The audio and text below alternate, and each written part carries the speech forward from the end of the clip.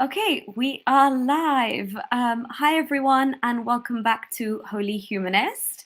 I am very excited today, as always, but today I'm extra excited and also a little bit embarrassed because I have been working with this brilliant woman for a while now. We have done a number of videos in English and in Urdu, and we plan to continue to do so. So yeah, I can't believe it's taken this long to actually have her here on Holy Humanist and be able to tell her story for the first time, entirely holistically on this channel for all of my English viewers. So yeah, without further ado, I'd like to invite a dear friend, Dr. Madiha. She runs her own YouTube channel as well, which we're going to talk about. But she's also a mother, a wife, a feminist, and a doctor. So without further ado, I'd like to welcome Dr. Madiha Saeed to Holy Humanist. Hi, Dr. Madiha.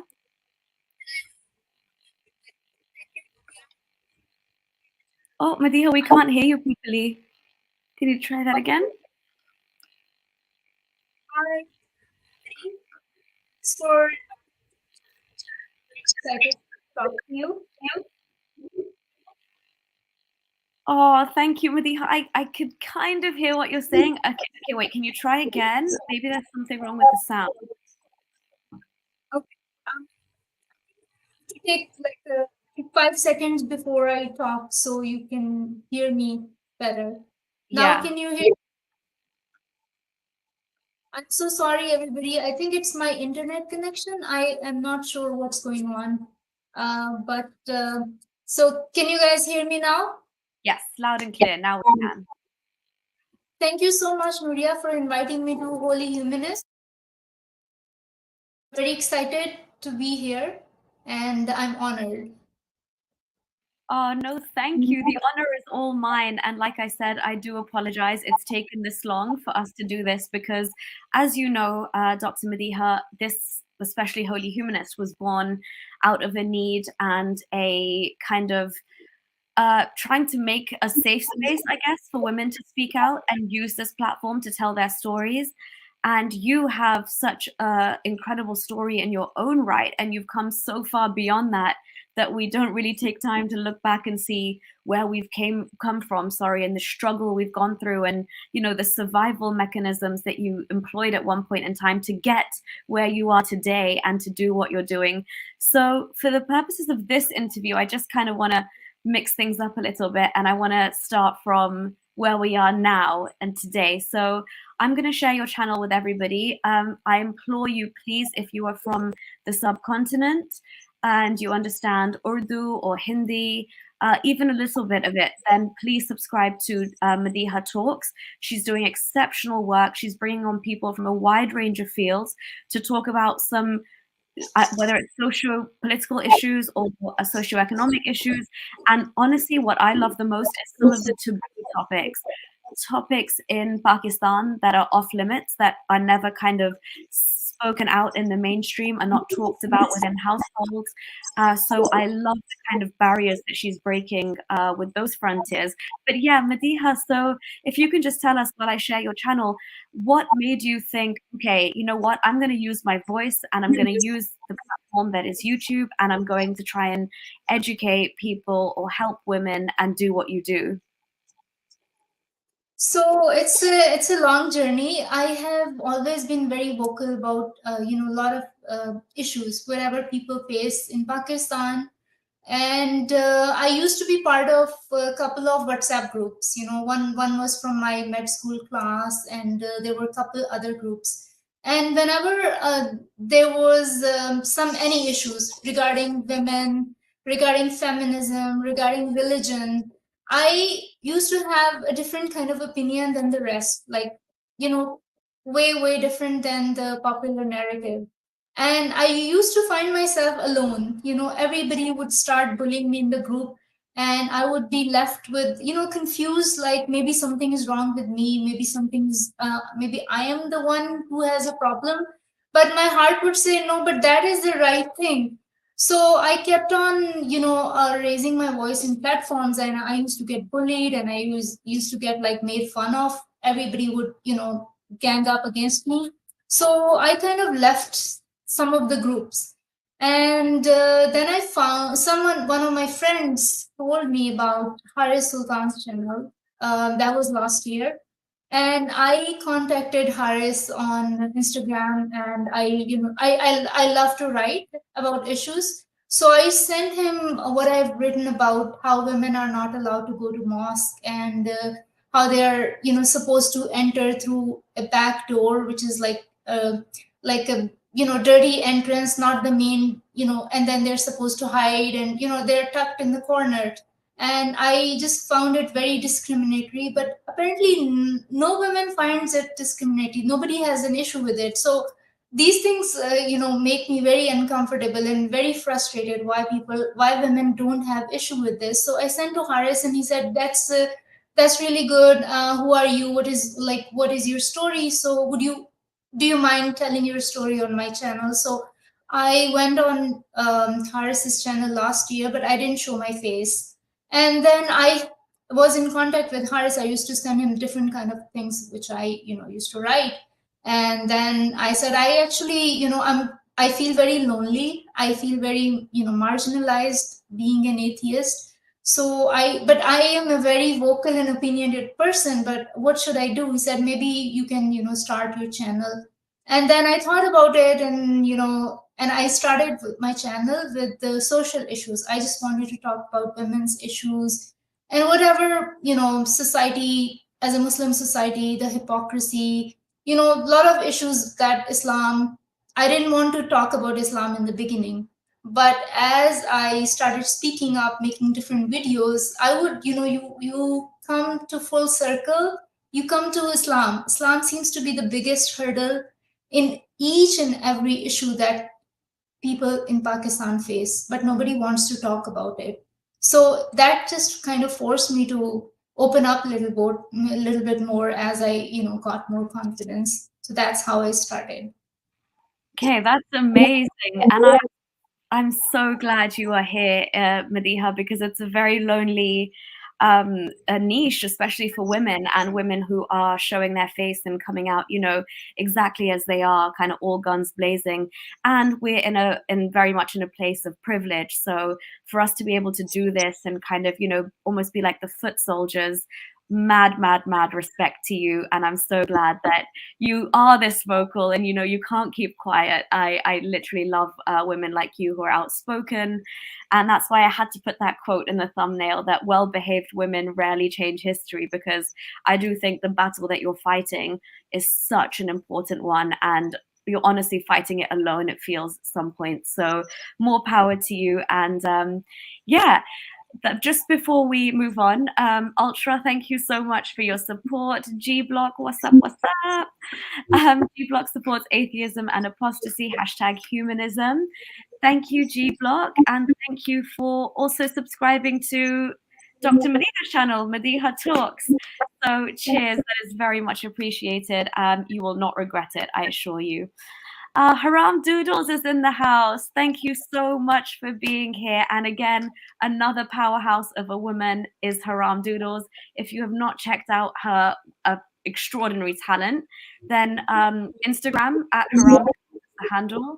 And she basically tells stories of Islam through her artwork and through doodles, essentially. So they say a picture speaks 1,000 words. That's literally what her doodles do. We can sit here and talk, but she encapsulates all of this into a nice image that is very well thought out. Haram Doodles, I hope you're going to enjoy this conversation. Thank you for being here. I'd love to get you on at some point as well. Sorry, can you mute me? Can you mute the mic on yourself? Or mute myself? Yourself, sorry. Yeah, because my voice is echoing. But yeah, Haram Doodles would love to absolutely get you on as well sometime, and maybe we can all do a collaboration. The more voices, the better. Okay, so yes, Soleil. Oh, Soleil, thank you for being here. I hope you're well. Yes, I know, sorry, the sound is a bit echoey from Madiha's side, but what we're going to do is when I speak, she'll try and mute herself, and then hopefully that should minimize the sound disturbance. So apologies for that, guys.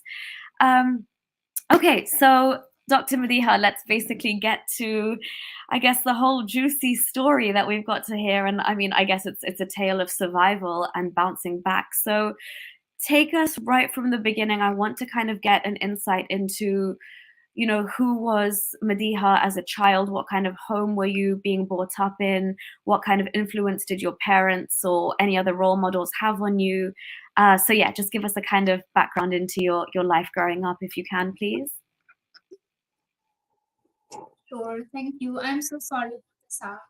So I want to tell one thing before I start. I read this meme, a couple of years ago. Before you start questioning yourself, make sure you're not surrounded by, assholes. So that was the case with me. Everybody was telling me that I was wrong. There was something wrong with me. I was crazy. I was literally called all sorts of names. But and I did have a lot of questions. I was questioning myself. I, had self-esteem issues. I was depressed. And then I found my, ex-Muslim community and a lot of atheists and free thinkers who think like me. And that made me realize I was surrounded by wrong people. So before you start questioning yourself, you have to make sure you're surrounded by right people that, empower you. So that's one thing. I'll start my childhood. My family, I was from Sunni Muslim background. My parents both were educated. It was like moderate Muslim family. I never saw my father praying.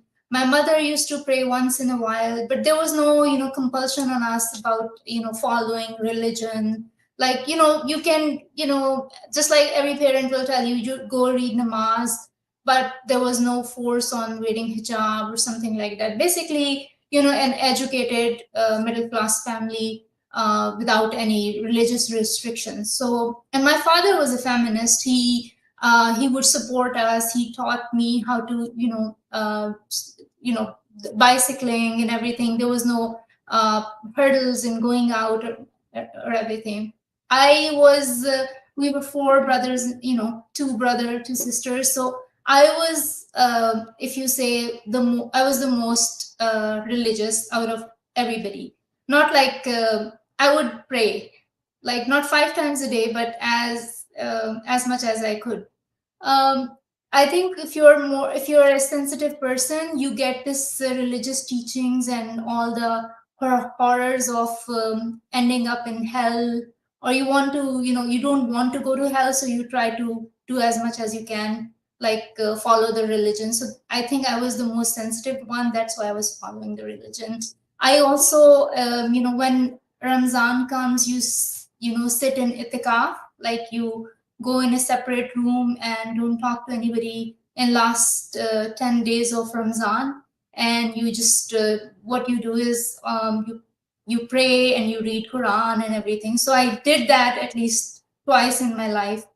And I got married and I moved to United States. So when I came to USA, I didn't have my, steps, USMLEs. So it was a very rough time of my life. I'm going to skip that part. I'm going to go to the part where I was, that was another long journey. And I had a full interview about that, how I overcame my, struggle in America and how I, built, made my life from scratch. Basically, I came with nothing, and I literally, I worked in gas stations, and I, collected money for my exams, and I was working, raising my kid, and I was studying for exams. So it was a very rough patch of my life. So my personal life was not going very well, and eventually I, ended up filing for divorce. So that was, fast forward around 2014 and 15. I had never heard the word atheist. I knew about the word murtad in Urdu, that because of in our books in Islamiyat in Pakistan, it says after Prophet died, a lot of people became murtads, and Umar killed them or Usman killed them, something like that. So I've heard about that word, but I didn't know about atheist. There is a thing called atheism or something. So my friend came to America on her Fulbright scholarship. And one day she confided in me that she was an atheist. And I was like, what does that mean? She said, I don't believe in God. So just like every Muslim, my response was, in my head, I said, may Allah guide her in right direction. And oh my God, what am I hearing?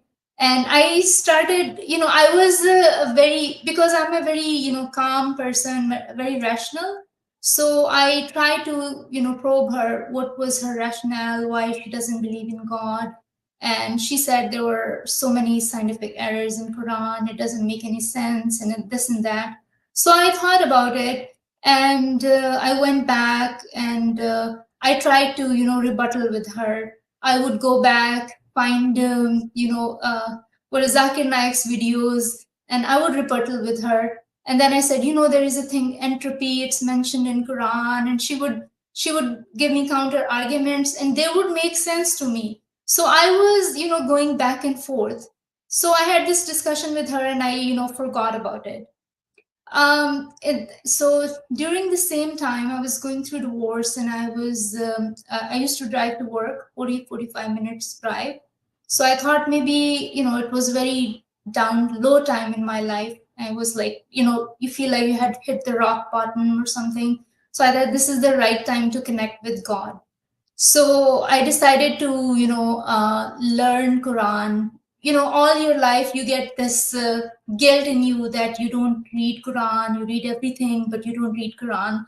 So that guilt always, bothers every Muslim all their life. No matter what they do, they are always back of their mind that they have to read Quran. So I said, let's just connect with God. Also, there's this saying, if you want to talk to God, then read namaz in prayer. Or if you want God to talk to you, you read Quran. So I decided to, listen to Quran in Urdu. So I understand it. So as I started listening to Quran during my drive to work, I would, first chapter, it's the repetition, every third verse about, God is going to burn you in hell, God will send you in heaven. Then after every third verse, it would just keep on repeating. Then there were stories, one story wouldn't end, the next one would start. And then it was jumping from one topic to another. So I kind of got to 3-4 chapters, and I was like, what is this? What I was looking for in Quran was, some words of peace or some comfort from God. Like, I got you, I love you, I'll take care of you. You don't have to worry about anything, because that's what I was looking for from God. But instead of that, God, it seemed like God was obsessed with a small group of kafirs in a small part of the world.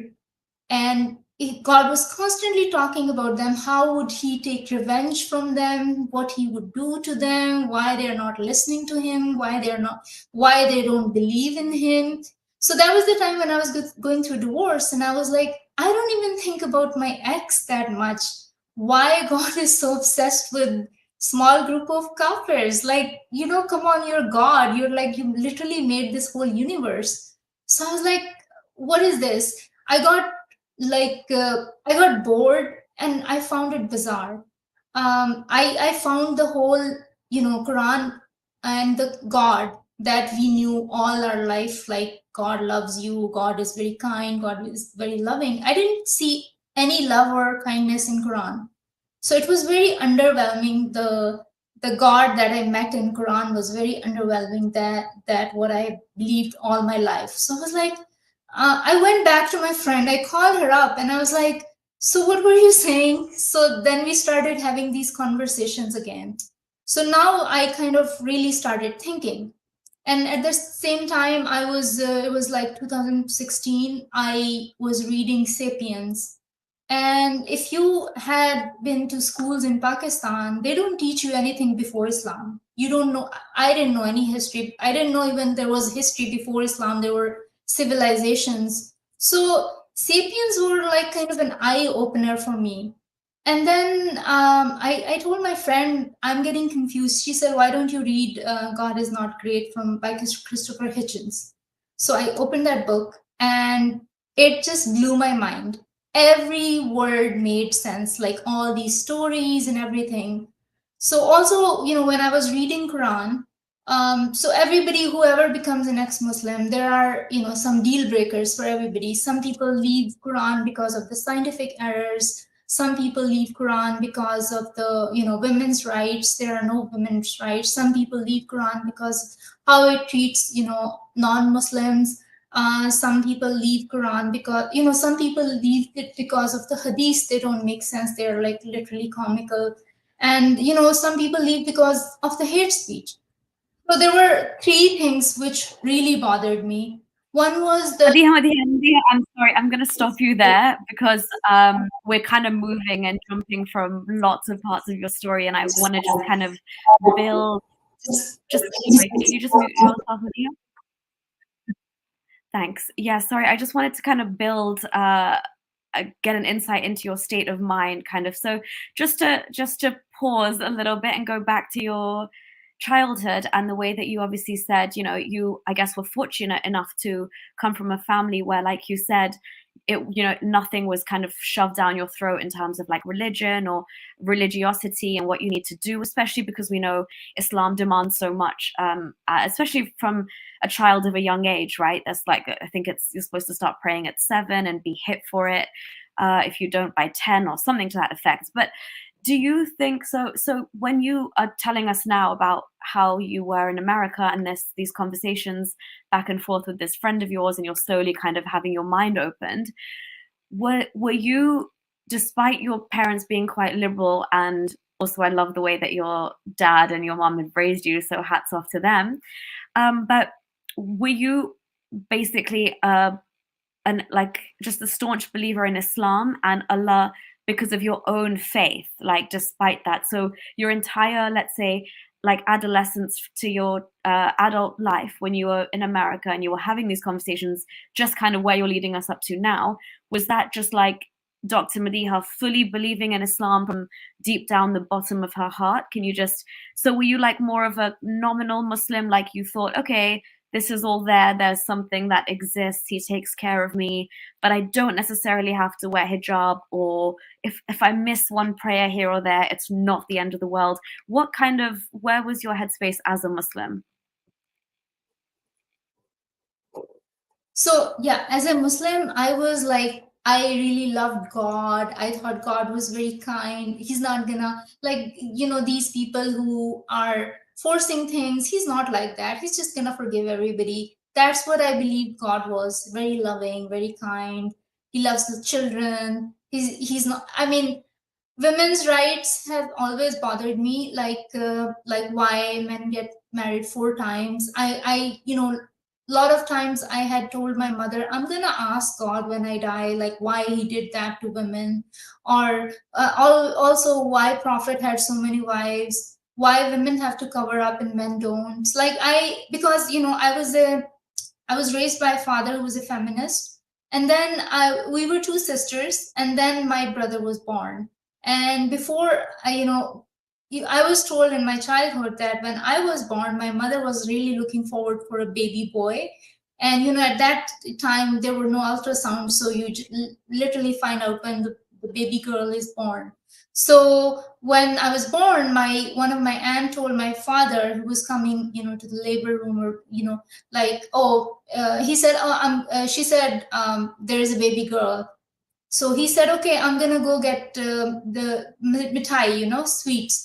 She said, no, leave it. It's a girl. He said, so what does it matter? So it didn't matter to my father, but my mother was really upset when I was born. So I literally took it to my heart, and I was always competing with my brother who was born after me. So I was like a tomboy when I was growing up. I was like competing with him. Why can he go outside? Why can he play cricket and I can't? So things like that. In Pakistan, the society is conservative. Once the girl hits 12, she has to, remain indoors. She can't just go out. So I would go out. I would play with his friends.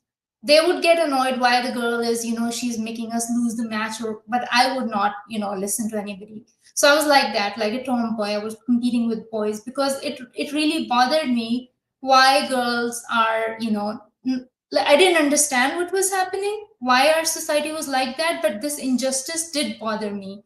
So that's why I used to have these questions. But deep down inside, I always believed in God. Even when I was going through tough time, I, started praying more. Like, I even started praying tahajjud. You become more attached to God, that because He's gonna solve your problems, whatever you're facing. So when my friend told me, even I felt bad for her. Oh my God, she's gonna go to hell, and what would happen to her. But I didn't get angry. I didn't, I because I was very sincere to her. So I prayed for her. Hopefully she'll come back to Islam. But I didn't like fight with her or stop talking to her. A lot of people, they stop talking to you when they hear that you have become ex-Muslim. So there is a lot of hate that comes with the religion or religiosity. That was not with me. So she was, nothing changed between us except for I found it very interesting, her views. So it opened another window to explore. So I really try to hang on to religion. So I would go back to listen to Zakir Naik. Then he stopped making sense to me because, you can bust his whatever he says very easily if you have a little bit of common sense. Then I, clung to Gandhi. So I started listening to his lectures. So can I tell you now what bothered me in Quran specifically? Yeah, sure. Just hold on. Just hold on for a little bit longer. I promise we'll come to that. And for the people who don't know who Ghamdi is, he is a Islamic scholar, a very famous one in Pakistan. So obviously Madiha was listening to Zakir Naik, and then a very, very famous scholar that quite a lot of people, I guess of this generation and the previous generation as well, find him respectable and like his positions on Islam. But yeah, so Madiha, you mentioned something, and again, for people who aren't aware, I think I always get this word wrong, ittikhaf, right? I think that's how you say it. Anyway, it is something that personally I never did as a Muslim. I was probably not that good of a Muslim to do that. I just thought, I'm not shutting myself away like this. But I wanted to ask you, Madiha, you said that, I think, correct me if I'm wrong, you did that twice. And most people do this, like Madiha said, in the last 10 days of Ramadan. They're considered the most holy of the entire month. So everything gets ramped up from the last 10 days onwards. And I think it's the last couple of odd nights. Any of those nights could be the night where the Quran was sent down. So one of those nights they stay up praying all night anyway. But various people, as Dr. Madiha did, go into this ittikhaf, and it's almost like you are separating yourself from the world completely, and worldly issues and problems and desires even. And it's like you're there, you're introspecting, you're connecting with the beloved. Well, Sufis say that, Sunnis wouldn't like that word, but you're connecting with Allah, essentially, and it's pure, pure devotion. So for Muslims who really believe, it is a time of seriously enhanced spirituality and kind of like meditation, if you will. But yeah, Madiha, and I guess a similar thing in people go to India and go to ashrams and take like a vow of silence. I guess it could be compared to something like that. But yeah, Dr. Madiha, how was your experience as a Muslim doing that twice? So you could either sit for 10 days, the whole 10 on 10 nights, end of the after 20th Ramzan, or you can you have to sit for odd number of nights, something like that. So one time I sat, I was in seclusion for 3 nights, and one time I was for 7 nights. When I was I secluded myself for 7 nights, I finished Quran twice. And because that's what all you do, you can't talk, you can't have cell phones, you can't have there's nothing there to do except for you eat, drink, fast, pray, and then read Quran. So that's all you do all day, so or all night. So that's what, when I was there for 3 nights, I finished Quran once. But all this time I was reading Quran in Arabic, so without any meanings. I didn't know what it meant. We all get brainwashed when we are children, and then we never think about it because everybody around us thinks the same way. So nobody's questioning faith, so we are all like in it together. So it all, so we never come to this questioning part. But I think, when I moved to America, then you see other people from who are non-Muslims, and you see they are also good people, so your stance becomes a little softened, how you think of Muslims compared to how you think of non-Muslims. So you think everybody's equal. So that's the first thing that comes to your mind, and that may help change some people, their minds, but not everybody, because some people become more rigid. So that was my experience was, just like when you are in a believer mindset, then you feel like, you found God and you're so holy, and all your whoever you prayed for, all your prayers got accepted, something like that. It's literally what you believe. You have confirmation bias about it. So I felt great after, very holy spiritual person. Yeah, no, I'm sure you did. I mean, I'm sure anyone would. Exactly. That's why I just wanted to, just get a snapshot into, for people who do believe in that moment, that is something profoundly like resonating. I think somebody in the comments mentioned Riet. Yeah, very accurately said it's a very insular experience. And as Dr. Madiha says, you come out feeling a lot more holy. In fact, sometimes even the holier than thou thing kicks in, because you've just been washed over by like Islamic divinity, connected with your God. You've got a secret connection with him that nobody else has. But yeah, no, thank you for sharing that with us, Madiha. But yeah, okay, let's move towards, as you were saying, you're in America. You've obviously had this conversation and interaction with this friend of yours, and she's making you question your own beliefs. And Zakir Naik is starting to make less and less sense to you. Ramdi Saab is starting to make less and less sense to you. Sapiens has opened your mind. Christopher Hitchens has opened your mind. And obviously the wheels are turning. So yeah, what was the kind of the knockout punches for you that made you really be like, okay, there's something seriously wrong now? Right. So when you read, I think it's in Surah Baqarah, the story of Aisha, how she lost her necklace and the whole saga. She went back, and then this thing comes. So there was a whole verse about it, and I was like, what do we have to do with this story now? Like, how does this makes any sense for me now? What do I do with this information? It doesn't add anything to me or to any human on this planet, right? So I was trying, because I became very bored with the message, that there was nothing for me in it. It was all, looks like it was like circling around one person's life, what he went through. So and then so I was finding problems like here and there, like, what is this?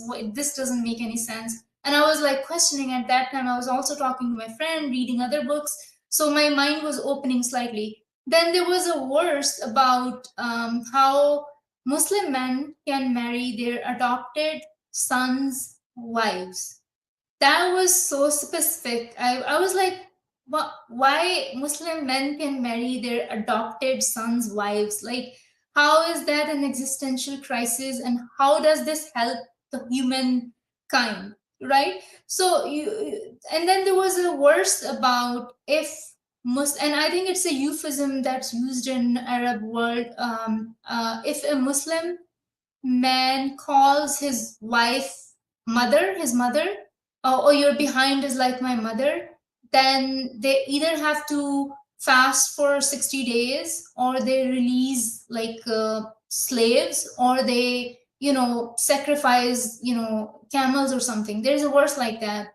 And I was like, oh my God, I mean, this is not a huge problem. You said your wife mother, you can just apologize to her. Why do you have to do all these things? So that these are none of this made sense. And of course there are these supernatural stories about fish eating the prophet, and virgin births and parting seas and all that. So everything was adding up. So when I came to these things, I went back to read, to listen to Hamidi. There was a lecture. I was like, there was a lecture of Ghamidi, is there any evidence of God? Because now I'm reading Christopher Hitcher and Four Horsemen and Richard Dawkins. So I was like, what does Ghamidi say about the existence of God? So I listened to the whole lecture, And what he does is like he plays with words and he keeps like deceiving the question. He doesn't answer the question. Eventually there's nothing, there's no answer. So I listened to it twice. I was like, did he answer the question? Is there any evidence of God? It turns out there was no evidence of God. It's all belief. And he's also saying, oh, you should stop questioning after some certain point, and you shouldn't be dealing with this so much. If you're, same thing, how people start, shaming you for asking questions. And I was like, this is it. This doesn't make any sense. And I didn't snap out of religion. So I did my whole research, and then I went to read hadith and all that. So I read Quran 2 or 3 times. I wanted to make sure I'm making the right decision. So in 2018, I finally, Ramzan came and I stopped praying and I stopped, fasting. So that was like, I made my decision after, thinking long and hard. And I made sure I made the right decision. And I was like, doesn't make any sense. Yeah, exactly. And again, it's interesting to see like what is the final straw for some people, because with every ex-Muslim out there, we've all got our kind of, the final straw that broke the camel's back, if you will. And these were issues that are not issues that you can gloss over, right? Like the verse in the Quran about God ordaining that Muhammad could literally marry his adopted son's wife. As you said, Madiha, like as if that is such an important prescription that most men are out there thinking, oh, sugar, am I able to marry my adopted son's wife if I fancy her? Like, that's not happening, like left, right, and center. Like you said, what kind of, in your final message, a timeless, eternal message to mankind, how are you helping the human race with that tiny piece of information?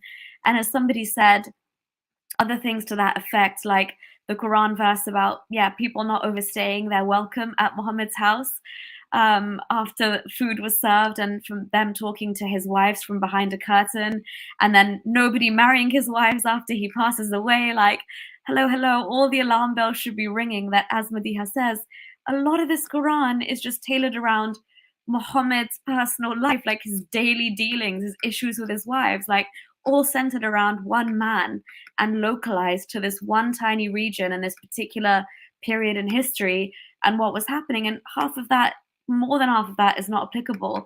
And then it's also interesting to hear, Madiha, how you started listening to the Quran in your car in Urdu, because obviously Urdu is your mother tongue and your first language. And as you said, like, for your whole life before that, what you naturally and intuitively would have thought is the most incredible message and the most perfect, sublime thing, here you are now in your car listening to it in Urdu thinking, well, that doesn't sound very nice even, or logical, or why say that again and again? I heard you the first time, mate. You don't have to repeat it, like as you're saying. And then if you're going to start telling me a story directly, like this is God speaking to us in the Quran, if you're going to tell us a story, stop telling us you're going to burn the kafir and the non-believers every 2 minutes. Like, just pause on that. So yeah, it just, all of this anger, all of this resentment, all of this bitterness comes off the pages. As you said, you start thinking, nobody even thinks this much about their ex, or leaves like this is some weird kind of toxic relationship where, it's like, love me or I will burn you. And here I've got these tidbits of wisdom for you that aren't really wisdom when you look at it. And I can completely see why that would throw you off course. And I'm glad that, when you were seeing the other side of it and you were hearing the other arguments, that you were able to like follow your instinct and your logical mind to say, no, there is some merit to this, and I will actually follow up with that. Because a lot of people, especially a lot of women, I think, when they have to confront these harsh truths, they really pull back. And as you said, when you were going through your divorce, for example, those are times where you pull back and you get even more religious just to kind of overcompensate for the doubts that you're having. And the cognitive dissonance that's at play, right? Because we live a lot of years with cognitive dissonance. A tiny example of that is like when I lived in Saudi Arabia, and there were beheadings and stuff happening, and the only reason I was able to put that into, like, compartmentalize it in my mind was because I was told that's Wahhabi Islam. So I was like, okay, we're not like that. We're not like that. Sunnis don't do that. And, you know, you just think you find ways to make everything make sense. I've written essays defending why women should get less inheritance because men are the breadwinners and they go out and provide. Now, looking back, that makes me sick to my stomach that I was even trying to justify this. The concept of halala in Islam, where if you get divorced, or your husband pronounces the word divorce 3 times, you need to marry another man before you can get back with him. That was one thing I could never rationalize, Dr. Madiha. However many people and women I asked, nobody ever gave me a good enough answer for that. But yeah, did you want to say something on this? And then we'll move forward. Yeah, so there are a couple of things I missed in my story. So when I was, going through my divorce, I really wanted to go for Umrah, So when I found out about Umrah, I had to have a male guardian with me. So that made me really angry. Why I was like living in America all by myself, making my living, supporting myself. And in order to see God, I have to find a male guardian. So I was like, so doesn't God know that I don't have a man in my life? Isn't he the one who did all this to me? So I was like, it made me really angry. I was like, I'm not taking, somebody said, oh, you could take your son with you. And he was so young and he was like, just being he was my dependent. I was supporting him. So I was like, I can go to work and make money on my own. But in order to see God, I have to, latch onto some male guardian with me who I support, who is my dependent. So just being a male gender makes him superior to me. So that really made me angry and I didn't go. And I'm so proud of it. I was like, even though I really needed God on my side, but I took this, this stance on principle stance. So because I was angry, why do I need to do that? Especially, I don't like to cover myself up. Why should I have to hide myself when God sees me everywhere? Why, in order to see him, I have to change and become somebody which I'm not? Why he can't just accept people? Why can't we just walk in, just like in the churches? People just can walk in the way they are. They don't have to change their attire or become something they're not.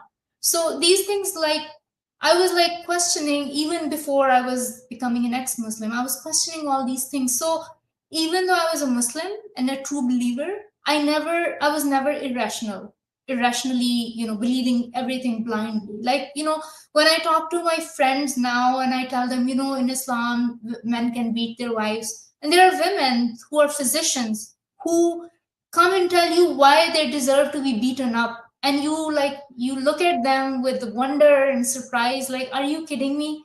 Are you like, what happened to all your education? When are you going to use it? When are you going to use your brain? So people become so irrational, even though they're educated, it does not matter. So I was not that kind of a believer. I'm so glad I was not. So that's one thing. So when we were growing up, so my mother was not very, rigid on all that, but all her friends, and in Pakistan, like there are all types of people. So we used to get all these books, Islamic books, how women should stay indoors, how hijab is important. So one of the books that we got, me and my sister, it was Bahishti Zevar. I don't know if you have ever heard about it. If I say it's Halal Kama Sutra, I wouldn't be wrong. So if you read it, that's how me and my sister, at the age of 12 or 13, we got introduced to sex and female body parts and male body parts, because the book explains it in great detail.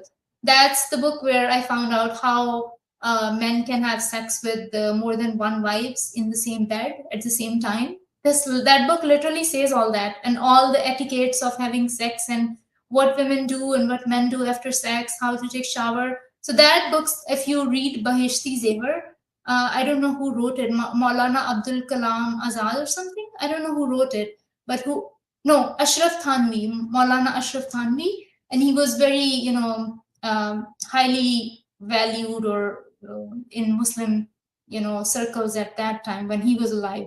That was, I think it's even before Pakistan was made. So that was the eye opener book for us at that time, and we used to laugh about it and all that. We didn't take it seriously, but now I it's like how Islam is all about sex. And then there is a verse in Quran that I come across when I was reading Quran. The women are men's tilth for men, like aurat mard ki kheti hai, and like women are like a piece of land or field for men, and they can enter wherever, however they want.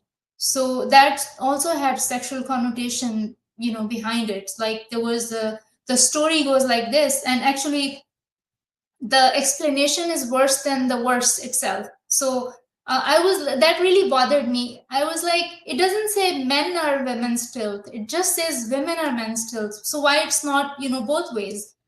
So when I read the details about it, so this is how it goes. When Muslims migrated from Mecca to Medina, they used to have, sex in both, all the style, like doggy style and everything.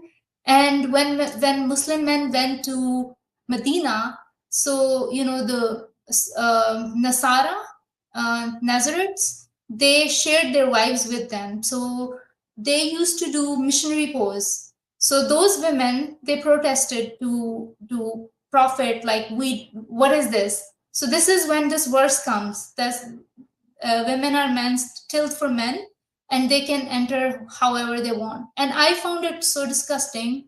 And so like a lot of these small things which people who read Quran in Arabic, they don't understand, they don't go into detail. And somehow all their mullahs, whoever, nobody has time. When they grow up, they start busy doing jobs and everything, so nobody goes back and really starts reading Quran. And even if they read it, they read with the believer mindset. Nobody reads it with the skepticism. It doesn't cross anybody's mind that Muhammad wrote all this up. And because everything revolves around his own life, whatever he benefits he wanted, he would write it up. He wanted to marry his adopted son's wife, he wrote up this verse. So he wanted to free Aisha of the accusations of cheating, so he made up that verse. So he wanted people to leave his house early, so he made up that verse. So he would make up stuff as you go. It's not that hard to figure out. All you have to do is just read it with a rational mind. Yeah, exactly. No, thank you, Dr. Madiha, because I wanted to touch on that bit as well, because your story is like, that's just a massive, massive, pardon the pun, but like a middle finger up at a woman who is in her own right, like an adult with agency. And as you said, like, it's so strange to think that the all-knowing has set this requirement, and you were going through probably one of the hardest things in your life at that point, which means out of trying to deal with that, you're going to seek God and get closer to your faith, and he is the one that's standing in the way of that, just because of like how you were born and what you were born as. That's absolutely wild. So yeah, I think the fact that male guardianship was literally an obstacle to you going to do something that you thought you have just as much right to do as any other man out there, as you do, it is, I mean, that would hit very, very hard for a woman. And I know now, like, Saudi's trying to lax those laws as well, and they're trying to have women enter not need a mahram, like a guardian, to do that now. So things are changing even there, because I mean, it's going to raise eyebrows and questions. And the fact that, again, that was like a nudge in the right direction for you to step back and think, hang about, there is something seriously wrong with the fact that God, the all-knowing, omniscient, omnipotent God, has set this kind of weird restriction, and at the moment it's being an impediment to my own life. So yeah, it's interesting that was kind of like a push factor as well. And I think somebody, again, yeah, Haram Doodles, I wanted to read your comment as well. This is how Islamic patriarchy keeps us women tied down when we're indoctrinated to believe Allah blessed us with the role to please God and men. Exactly. And even the way that it's phrased in the Quran lends itself to that, when it says, men are the caretakers of women, or men are the guardians of women. And then it also says that we have made one gender or sex, basically, like we have made men excel over women because they are the protectors and maintainers of women.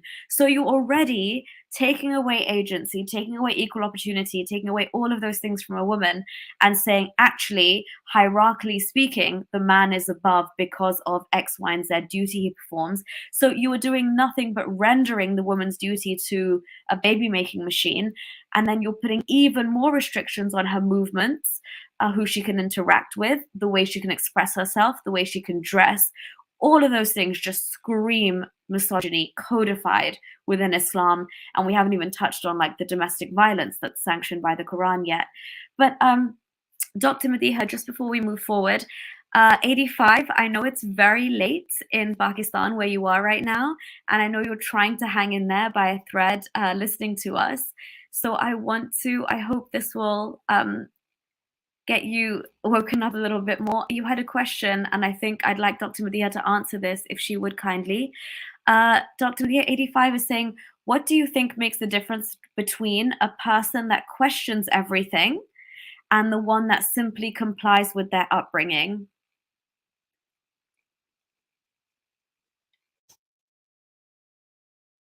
I think rationality, and it has got nothing to do with your education.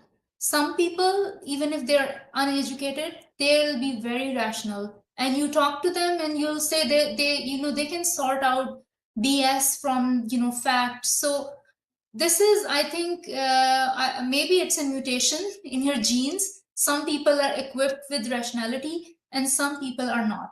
Majority people they have this believer mindset. They just can't follow. You give them guidelines, and you give them a set of rules, and they will just follow blindly. Majority people will be like that. That's why you see cults are formed, because people want the easy way out. There will be few people who will be called as a rebel, and they will question everything. If you see each and every era, there were some people which were outcasts, like starting from Aristotle, then Galileo, and then the Mendel, or even Darwin. So all these people were not the mainstream. They were not aligned with the mainstream thinking. They had their own independent thinking. So that is the difference. So majority people you will find their followers. But as this as what we are saying, the rational thinking becomes mainstream, you will see majority people will come to this side too, because they'll say, oh, so majority is following this, let's just follow this. So this is what people do, because your brain is an energy saving machine. It likes to save energy. It doesn't want to go through this hard and long process of thinking, sorting out stuff. It takes a lot of effort and energy. Just like I spent 2 or 3 years of my life sorting this thing out, whatever, de-brainwashing myself from everything, separating the whole clutter of Islam. Literally, I was a very firm believer. My iman was very strong. But as I was finding out more and more problems, I started sorting out stuff. So and it takes a long time. Majority of people, they don't want to do all that. And also this binky of God, it's like a blanket. Little kids hold on to their blanket. It's very comforting idea. It's intoxicating that there will be somebody who will take care of all your problems. And you don't have to do anything. All you have to do is sit in a corner, pray to that person, pray to that supernatural being. He's watching over you. He's got you. So this is a very comforting concept. There are people who care more about the facts than this comfort. They would rather be uncomfortable and know the truth than being comfortable and lied on. So it also depends, it all what kind of personality you have. So it has nothing to do with education. I've seen like PhD scholars, doctors who had like done MBBS from Pakistan, then they had their MBs and FCPS and whatnot, all type of degrees in front of their name, but they cannot think rationally. And that's what it is. Thank you so much for your answer, Dr. Madiha. Sorry, 85. Yeah, you're not in Pakistan. What was I thinking? But yeah, 85 said, loving Madiha's answer. So thank you, Madiha. And yeah, as you were saying, ex-Muslim Zafar Sahil Samir, I guess that's a plug, not your name. I was saying, I was a natural atheist since my early teens. My daughter is exactly the same, even an early age Jean Coffee. I'm glad that your daughter is as much of a critical thinker as you. And yeah, I do think that, like, you know, even if there's one person who's able to think this way within a family unit, it definitely has some kind of a knock-on effect on the other members of that family. It has to, when you're living in such close quarters, and Islam or religion is such a big part of a interpersonal familial lifestyle, especially coming from a Pakistani background. Half of the times when you're getting invited to people's houses, it's either religiously related or, yeah, I guess more than social, it would be religiously related. And sometimes, you know, having one person that goes against the grain in the family, other siblings or children, or even nieces and nephews or parents or grand, they question. They do take a moment. So I think even if there's to be like one ex-Muslim from within every Muslim household, even that will exponentially increase the amount of ex-Muslims there are, because I've heard stories of like brothers helping their younger siblings out of Islam, or just giving them those seeds of doubt that are necessary. Same thing with IW, another Pakistani ex-Muslim who Madiha and I have collaborated with.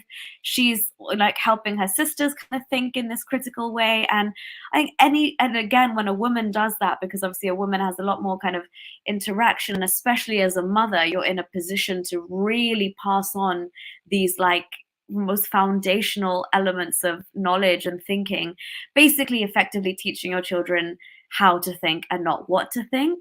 If there's a woman like Madiha who's now got the next generation thinking in this manner, then we can be sure that, you know, at least society as it progresses is not going to be held back by these very, very rigid gender roles and heavily misogynistic like narrative that many of our generations before have just been silently suffering through, and especially women and the women in our families and the women around us.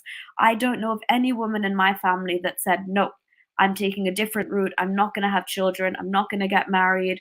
Or, you know, I'm going to live life how I want. I'm going to dress how I want. I'm going to do what I want. I'm going to see and be friends with who I want. They have all had to make so many sacrifices, and we have considered that normal up until this point, where I think this is why I love speaking out with Dr. Madiha on YouTube, is because I'm learning as we go. Like, I've just realized I'm a woman that's shed religion. So I've shed those mental shackles.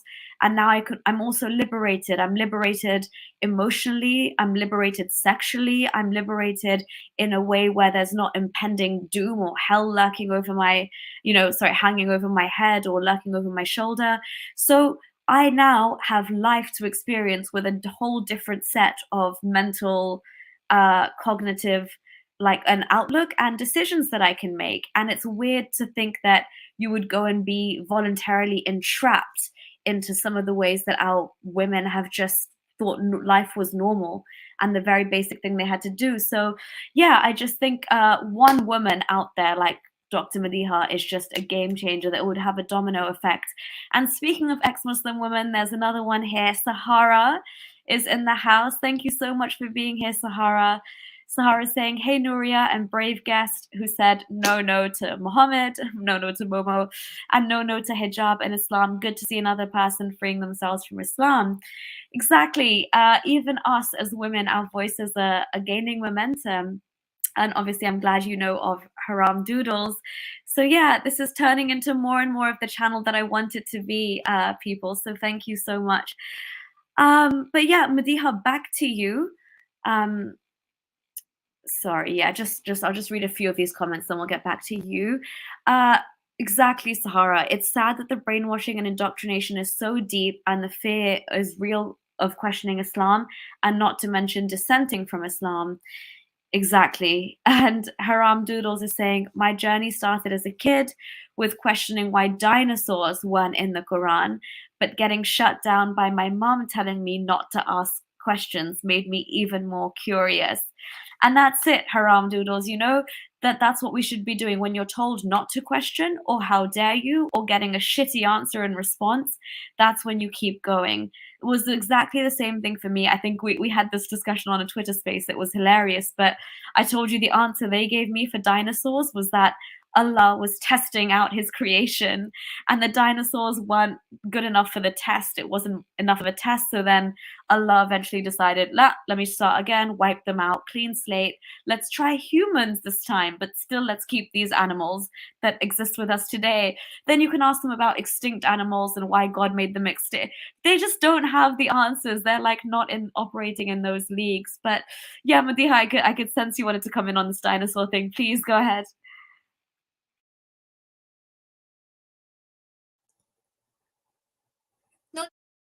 Dinosaur, their microbes, they're not even mentioned in Quran. So instead of repeating stuff over and over again, God could have, touched upon these topics, but he decided not to. The other thing I would like to mention about the religious trauma syndrome, that, all of us, indoctrinated into the religion, and we don't realize how bad it is for our psyche. So from my early childhood, like all my mom's friends were very religious. My mother was not that. She never, forced us to do anything. But all the books that I was getting from as a gift for me and my sister, because I was very naughty, as a girl, when I was growing up. So, so everybody, when a girl is very, outspoken and very lively or bubbly, everybody tries to calm her down. So I was getting a lot of these instructions and books. So to mellow down, become a good Muslim girl. So a lot of things that were told us, whenever a Muslim woman goes outside without covering her head, angel curse upon her, and then she will be burned in hell. And then because of her hair, there will be more women in hell because they don't cover up, they show their beauty to men, and they go outside in the shops, in the markets, wearing perfumes. So everything you do, you start, even though when I was little girl, I would get scared when I would go out. I was not covering my head, but in back of my mind, I was like, oh, so there are angels cursing at me. I would visualize angels standing there and cursing me, and saying what kind of girl she is and all that. So as a little girl, this is how I grew up. And even though now I'm an ex-Muslim, even when I go out now, I still have in back of my mind, there is somebody cursing at me because I'm not covering my hair. This is how powerful this religious, brainwashing is. This is how much traumatic it is. And, when my daughter was young, and I was still Muslim at that time, so I was telling her all these stories of prophets, how, Prophet Abraham, then he brought his message to his people. They didn't take the message. Then God destroyed this land. Then Prophet Lut. And so I was trying to Moses and Jesus and all that. So God would end up destroying every, all the. So my daughter said, why God is so angry all the time? And that really hit me, because little children, they tell truth, they tell it as they see it. But we don't think, because we are so deep down indoctrinated, knee deep into this, we don't think like that. But she said, why God is so angry all the time? And I was like, yeah, she's right. Why he's just destroying all these people and all these cities? And then one night she woke up in middle of the night and she started crying. She was like 5 or 6 years old. And I said, what happened? She said, I don't want to go to hell. Imagine a 6-year-old girl telling you, I don't want to go in hell. And I was like, you won't go into hell. God loves children and all that, and this and that. But when I was reading Quran, I did not find a single verse where God says, I love children. Not a single verse. This is what we are told all our life, that God loves children. There is not a single verse in Quran that says God loves children. So as I said, God, the God that I found in Quran was so underwhelming, and it almost felt like he's jealous, he's insecure, he's bipolar.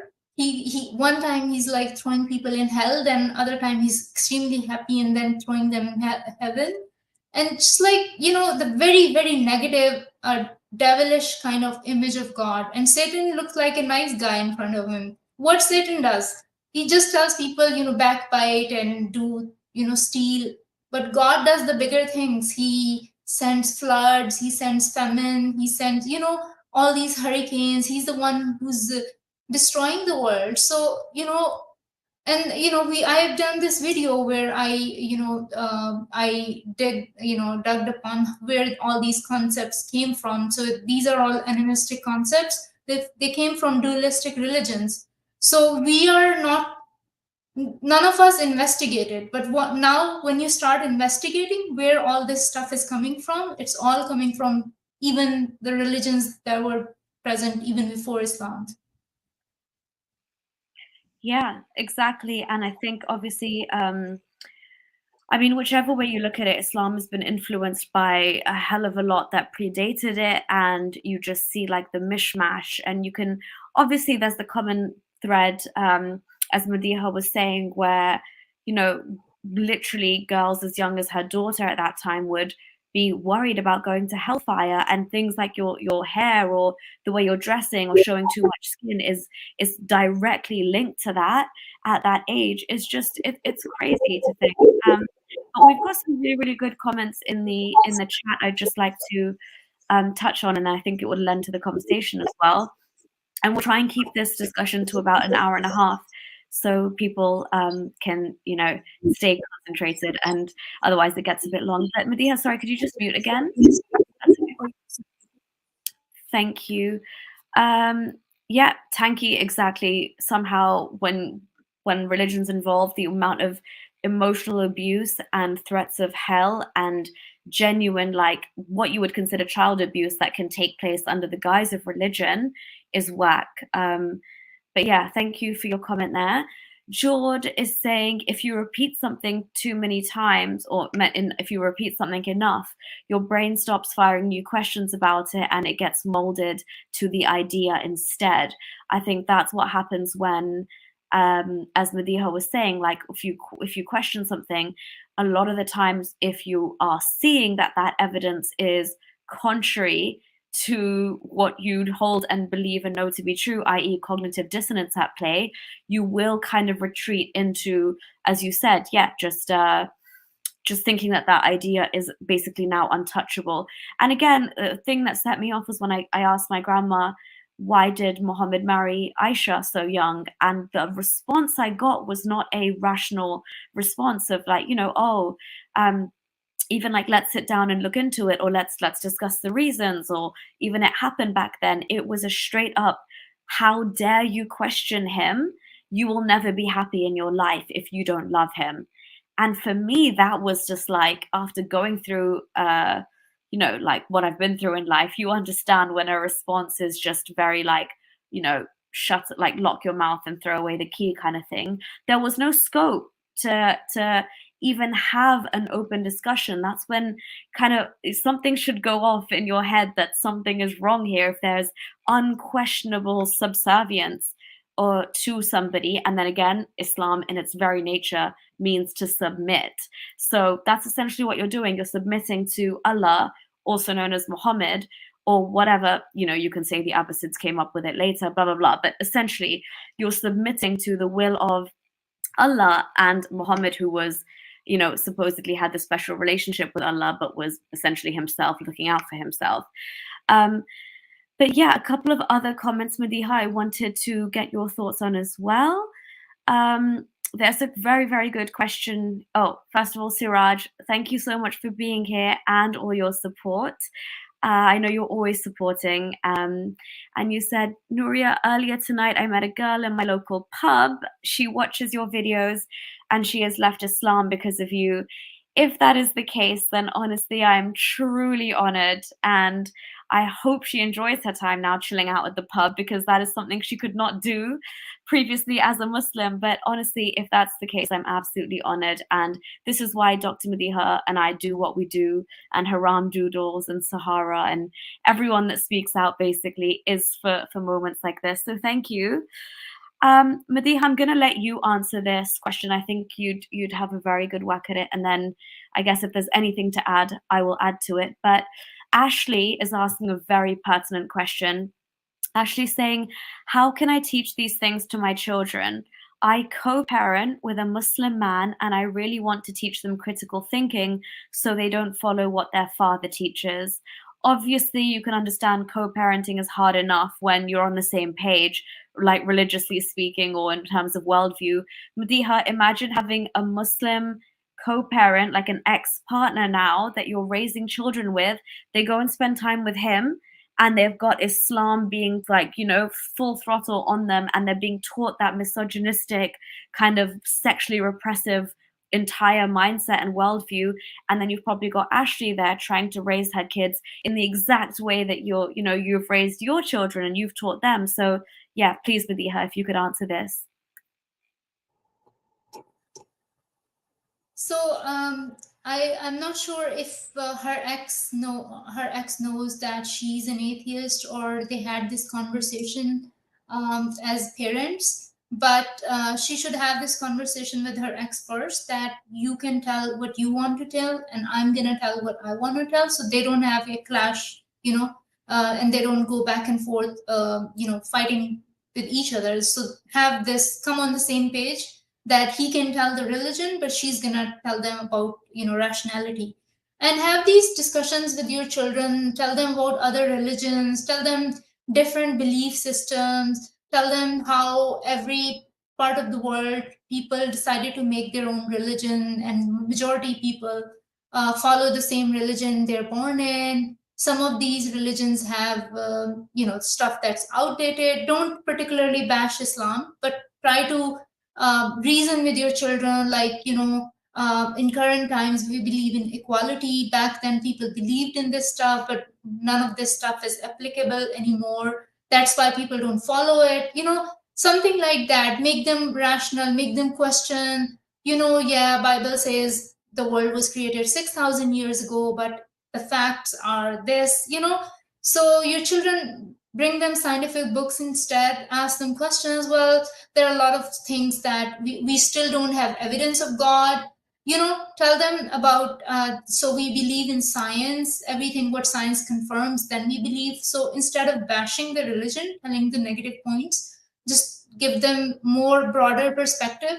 So make them see the full picture instead of just focusing on if you bash the religion, your ex is gonna tell the children that she's gonna go to hell and all that. So just tell them there's no evidence of heaven, there's no evidence of hell, there is no evidence of magic, there is no evidence of Satan or anything. So just make them rational instead of bashing one particular religion. So that's how you can and make them more scientific oriented. If they are in United States or if they are in UK, they will meet other children, and majority children are not as staunch believers as their parents were. If you see, look at the all the studies that showing the number of church goers are declining in every part of the world, more so in Iran, but also in America and USA now. It has declined in the past 10 years a lot, so it's going down. So eventually the world is going to become more rational, except for Pakistan is going in the opposite direction. Yeah, so somebody let me talk about nepotism that's in religion. So that thing always bothered me. I was like, why all prophets friends became the leaders of Islam after that, and why they were the sardars of heaven. This person is in charge of this gate of the heaven, this friend is in charge, and then Muhammad's daughter Fatima was in charge of all women of heaven. So I was like, why all these people who were born at that time, why I am not in charge? So these things always bothered me as a girl. A lot of these things, I'm sure a lot of people question, but they don't have courage to raise these questions, and they think maybe their iman is deficient, they're lacking in their iman, that's why they're thinking this way, or Satan is making them think this way. And that's what most people that's how they satisfy their answers. But I'm sure a lot of people question the religion, inequality, hate speech. There is so much hate speech in Quran that I couldn't go beyond those hate speeches. I was like, why God is hating on the humans that he created himself? why he's stooping to that level, why he can't be loving and kind to each and every human being, why he must hate certain group of people, why he can't get over himself. Like, if people don't believe in him, they have not seen him, so what's the big deal? Why God is taking himself so seriously? So these lot of whys, because I'm a very peaceful person. I, don't like to fight, and I was like, it seems like my morality is better than the morality of God that is in Quran. So why I am thinking this way, but God can't think. He's gonna literally burn people in hell. Their skin will come off, then he will make the skin regrow again, then he will burn them again. So very toxic God, very it's not a kind God. The picture, I was underwhelmed and surprised and shocked. Yeah, underwhelmed is an understatement, honestly. And yeah, I completely agree. The concept. Okay, let's get into the juicy stuff with feminism, because Madiha, I know you're on the same page with me about this. It's infuriating, right? What Islam says. I mean, first of all, you're right. Quran is filled with hate speech to the point where it's cussing out Abu Lahab. Like you said, you don't even wish that badly on an ex that's like done you dirty, you're like, all right, you do you, just leave me the hell alone, kind of thing. But yeah, Allah is obsessed with doing that. And then again, what's happening to women from the get-go, like Madiha saying, the fact that as a woman you're even thinking about, right, okay, so what's my position, or what do I get at the end of this weird game that is Islam if I pass the test, which is a ridiculous test to pass in the first place, completely unfair and justified as well. Anyway, so as a woman, you think, okay, they tell you, you're going to be reunited with your husband, the one that you marry on earth. What if you don't get married?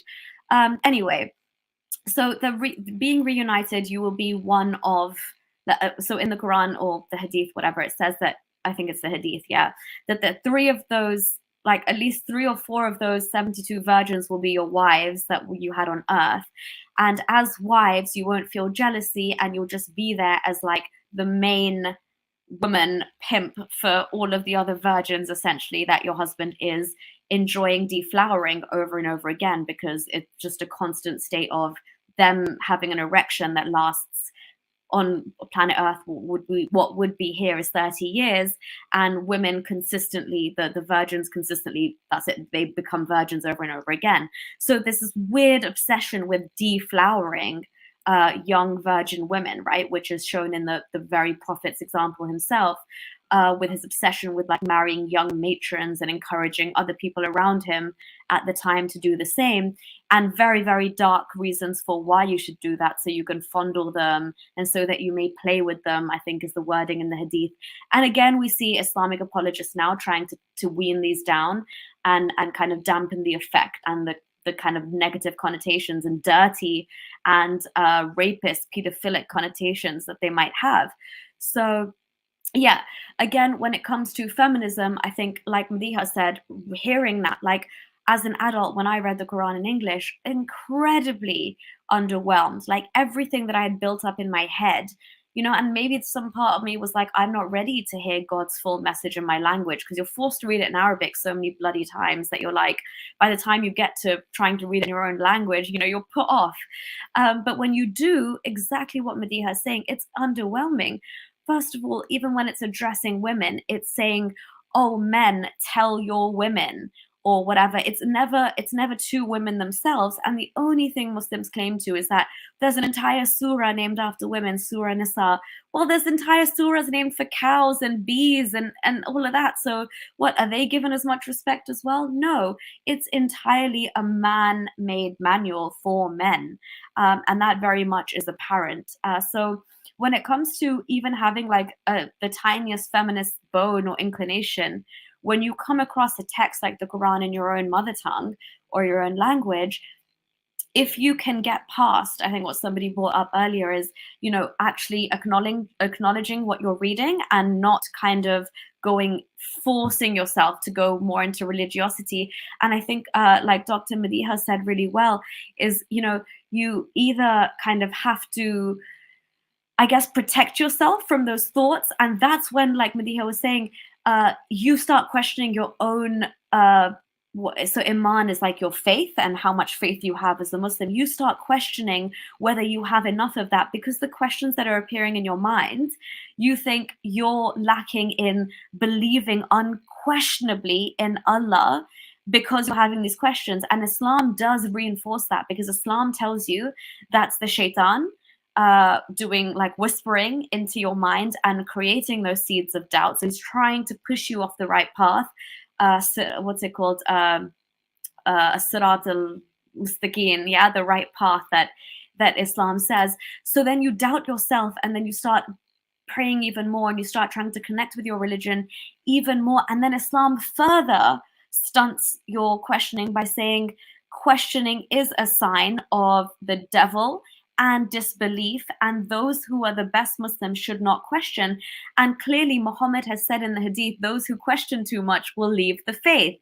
And that's the one thing I agree with him on 100%. And that's exactly why Islam tries to stunt questioning. And that's where critical thinking and Islam are completely antithetical to each other. So Ashley, I completely empathize with your lived experience of trying to co-parent with a situation where your children are being taught that on one end, and then coming home and you're trying to teach them, or I hope you're trying to teach them at least how to think, because having that critical thinking and that kind of cognitive ability, that skill set, is going to fundamentally go against everything they're being taught. So I second what Dr. Madiha was saying, and I hope that by doing that, critical thinking will trump over the Islamic anything that's being fed to them, and they will eventually, if you leave them to their own devices and you've armed them with the right set of tools to think, they will come to the same conclusions, hopefully, as Dr. Madiha and I have come to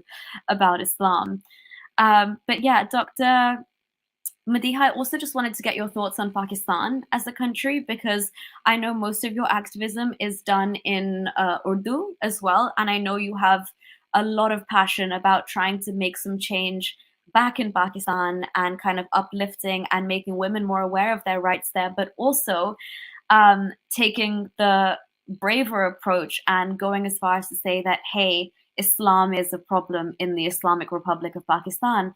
So to that effect, I've seen that you also said earlier in the stream, and I know this is true because I know you personally, that initially you weren't very comfortable with going as far as to talk about Islam, and you kind of wanted to keep it to socio-political issues.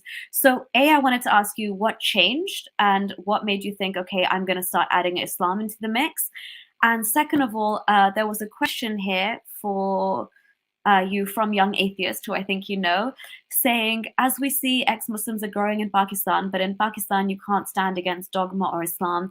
So how do you think we can change the society? So yeah, if you could just combine those two answers for us, Madiha, that would be great. Thank you. Yeah, so how I started talking about Islam is when, what happened in Iran with Mahsa Amini, how she was, killed for not wearing hijab. And that's when I really made I was so angry. I made my video with a lot of, anger, a lot of emotions. And I really loved how people of Iran stood up for the women. And I really like that. And we don't see that in Pakistan. In Pakistan, feminism movement has been going on for the past 5 years. And you see every year there are a lot of hate. Even women don't support women. And that was very refreshing to see how people in Iran, boys and girls, they all stood up for Mahsa Amini. So that's when I made my first video. Please subscribe to my channel, Madiha Talks. I made my video how, Iran, and then I brought up the verses from Quran about wife beating, and all these, Sharia was in full force in Iran. And I talked about how Sharia is in full effect, and how women are not allowed to watch sports, how women are not allowed to go without hijab, how women are not allowed to go unaccompanied. And then I showed all the verses from Quran. The Quran restricts women. And when they, so for the past 5 years, there has been, actually 6 years, there has been women march going on.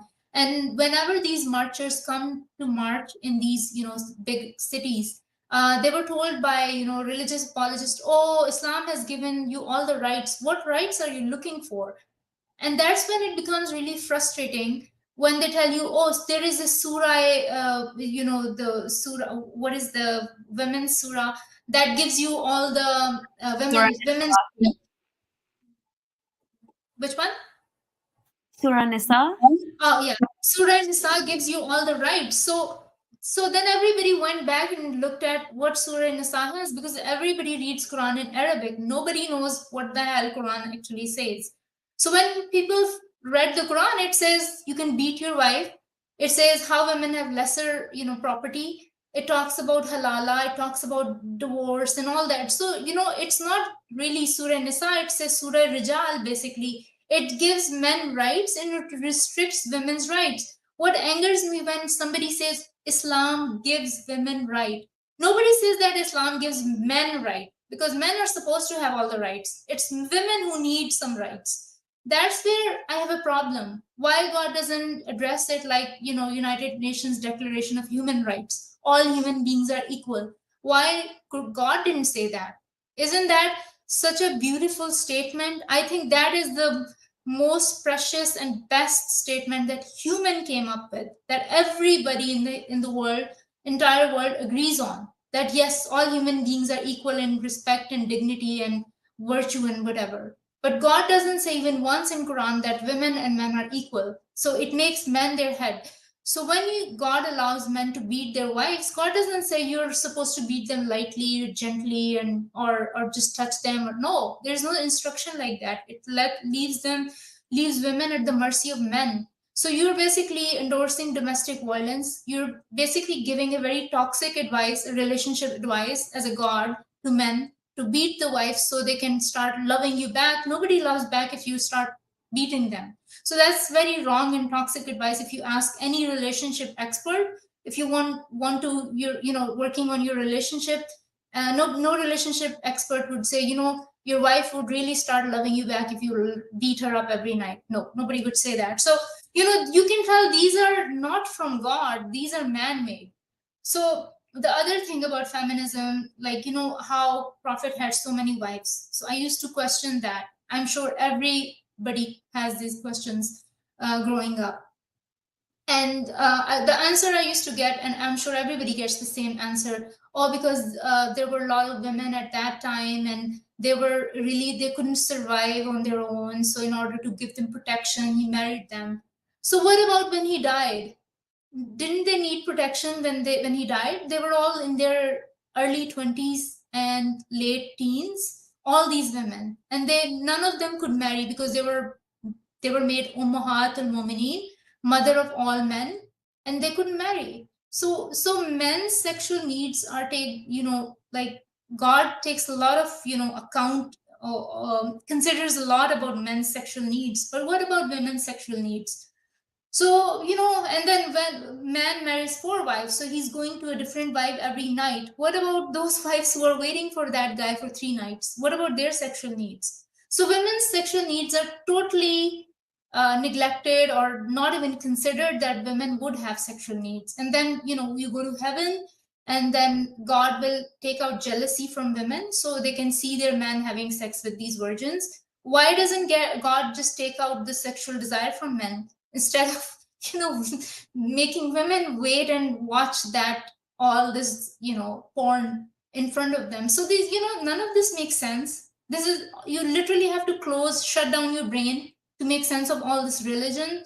And you can't be a feminist and a Muslim, and a Muslim and a feminist. You can't. It doesn't go along. When somebody says I'm Muslim and I'm a feminist, I don't know how they make sense of that. So it doesn't make sense to me. And if you read Quran with translation, you either become extremist or you become ex-Muslim. So you become ex-femist or ex-Muslim. That's what I became. Yeah, no, thank you so much. Madiha, exactly. And I mean, everybody else in the comments as well is like, just the whole equality. And when it comes to gender disparity, Islam is up there in guaranteeing it and ensuring it. And just to point on this, because it's so sad whenever I hear even Muslims, and like obviously really innocent, naive Muslims who are better than Islam and don't really know what Islam truly says, they always quote, I was going to say Prophet Muhammad, they always quote Muhammad and his final sermon or final khutbah as saying, you know, like no human is superior than anyone else, and that's all for equality and human rights. And again, like Arabs aren't superior to non-Arabs and non-Muslims aren't superior to Muslims. That's in direct contradiction with the Quran, first and foremost, right? If you don't understand the Quran in its classical form, even back then, if they didn't understand the Quran, it was encouraged that you read it in the Qurayshi dialect. And there are plenty of hadiths about Muhammad and his companions talking about the superiority of the Quraysh and like just their lineage and what it means to them. And also the fact that the real sermon, so the real final sermon of Muhammad's, I have a video on YouTube called Muhammad's Fake Last Sermon. The real thing, again, makes so much more sense in line with everything else that we see in Islamic literature and the way, excuse me, we have Muhammad's teachings come out. So in the final sermon, the real one, and I've referenced everything in that video, actually says, treat your women well, for they are like prisoners with you. Literally uses, it translates to that word. So you can understand even at the point where Muhammad is giving his believers the final kind of words and pearls of wisdom before his demise at the hands of a Jewish woman. Whoop, whoop, she poisoned him. He basically said, treat your women well. And Muslims quote that bit only, not the bit that they are like prisoners with you. And then you look at the way they are treated, as Madiḥah was saying, there is no prescription for lightly or with a toothpick or with this or with that or like, no, this is all new modern day apologetics to hide the embarrassment. But in fact, you could understand women were almost equivalent to, let's say, like the shuttle that they had around. You know, you whip a camel, you hit a woman like that. Separating your beds means that you literally like leave her and chain her up somewhere. That's essentially, people who know classical Arabic will tell you what that actually meant, and the way that the connotations of the wording is as if you chain up an animal and you leave them there as a punishment. And that goes in line with the beating, and it goes in line with Umar ibn Khattab saying that a woman who's not able to bear children is equivalent to, or worse than a mat made of straw that you'd find like in these kind of olden Bedouin like tents in the desert. They would have those kind of wooden twig made mats out of. He compared a woman who's infertile, or I guess just not able to have children for whatever reason, equivalent to that, like bunches of twigs. He's saying a mat is worth more to you. So you can see what they have done to women, like, you know, over a period of time, and then gone ahead and said, this is the word of God, and this is how women should be left to, you know, be in terms of their position in society forevermore. So again, that's why you've got a problem with, as you know, I asked Madiḥah about Pakistan, because for me, it's almost like it's bittersweet trying to do activism for a country like Pakistan, where you're like, okay, is there hope and is there potential for change? And then, you know, when we see the ground realities, and even Madiḥah, we see like how far our activism is going. Sometimes you feel like you're hitting a brick wall, you know, and like, it's not even mainly viewership from Pakistan. Sometimes I think, are these just Indians who understand us? So sometimes I feel really disheartened about that, but the work has got to start somewhere. And by the way, the people that support us are so sweet. Like they're always like, you know, just keep, even if your views aren't there right now, just keep prodding along in Urdu, just keep saying what we're saying, because it's got to be done. Also, just before I forget, Sheikh Boyardi, thank you so much for your support. And this is what I'm saying, Madiḥah. People like Sheikh say, don't give up, keep up the good work. I think that is something that we need to do. So, Madiḥah, we'll go through a few comments as well before we end. But I wanted to get your thoughts. Do you ever feel disheartened? And how do you feel like activism in Pakistan is going? And what kind of motivates you to keep going?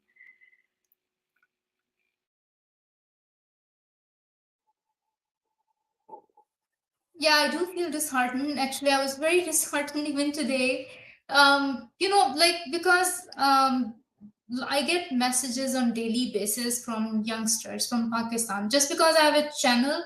So a lot of people try to, get in touch with me, and they're so frustrated. They're asking me how to get out of Pakistan, because they just passed this new bill, how to, there was a blasphemy law before. Now they can catch people if they're doing blasphemy against companions of Prophet. So they're basically expanding this, news around people. So so basically anybody can label this person has committed blasphemy against Fatima or Umar, so they can just burn them alive.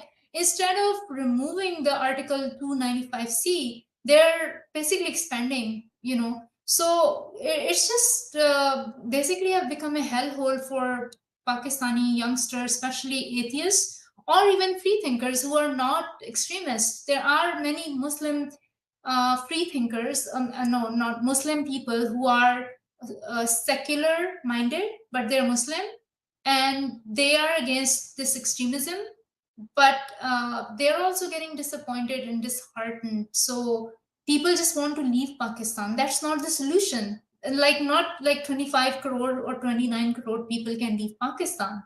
This Pakistan is becoming a headache for rest of the world. It has become a white elephant. So we have to educate them. Government doesn't seem interested. Instead, their priorities are even more, adding khatme nabuwat law. Even before you marry somebody, you have to do this khatme nabuwat oath. You have to say Muhammad is the last prophet, otherwise your vows won't be validated. This is just crazy, and it's just becoming worse and worse. So yeah, I do feel disheartened, but since I have passion for it, so sometimes I feel like, I have a very good life, comfortable life. I'm a physician. What am I doing?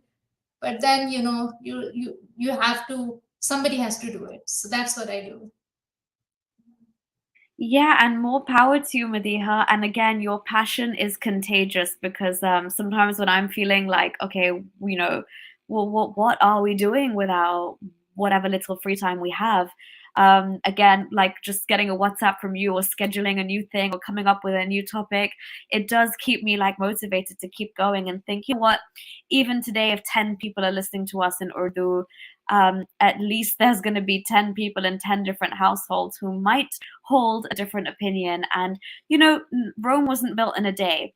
And we might not live to see this in our lifetime. I do not have any hopes for Pakistan in terms of making a change that quickly. But the fact that, what they say, like the best thing you can do on earth is like plant the seedlings of a tree whose shade you'll never sit under, that famous quote. So it's kind of that thing, just setting, I guess, the wheels in motion, or putting that knowledge out there, or just saying, look, as women, we've chosen a different path. We're loud, we're bold, we're speaking about it. We don't really care. We're going to say what we went through. And because, Madiha, you must get this as well a lot of the times, where you come out as an ex-Muslim woman and everyone's just like, if you search like Nuria Khan on YouTube, the first thing that will come up is like debunked or destroyed or, exposed. These are the lines that are thrown on ex-Muslim women, because they just don't want to believe that our story or anything that we're talking about realistically has any link to Islam. They will think the Pakistani culture has failed us. Misogynistic, like sexually repressed Pakistani mentalities and the way we're brought up and the marriage thing and all of that has, made us go through what we went through. They'll never acknowledge the Islamic link. So that's always there. And I think I do really, really respect the fact that you decided to push the boundaries and say, you know what, I'm not going to just stop at socio-political issues. I'm going to go as far as to also speak about Islam. So my final question to you, before we wrap up and just read the remaining comments, would be to ask you, what would you say is your biggest, I guess, like what's the best thing that you experienced since leaving religion behind and thinking the way you do now?